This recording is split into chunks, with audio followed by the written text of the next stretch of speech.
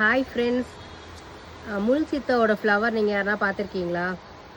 பாருங்கள், இது முல்சித்தோட ஃப்ளவருங்க. இது எப்படி இருக்குது பாருங்கள், எவ்வளோ நல்லா இருக்குது பாருங்கள். இங்கே ஒரு ஃப்ளவர் வச்சுருக்கு பாருங்கள். இது மொக்குங்க, இது ஃப்ளவருங்க.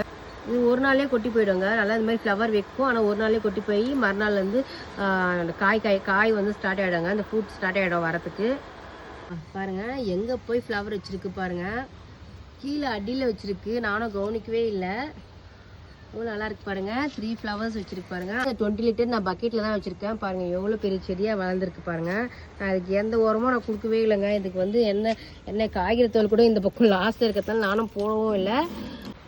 இது வந்து மொக்காக இருக்கும்போது இந்த மாதிரி கொஞ்சம் இது வந்து ஃபஸ்ட்டு ஸ்டேஜில் இந்த மாதிரி இருக்குங்க.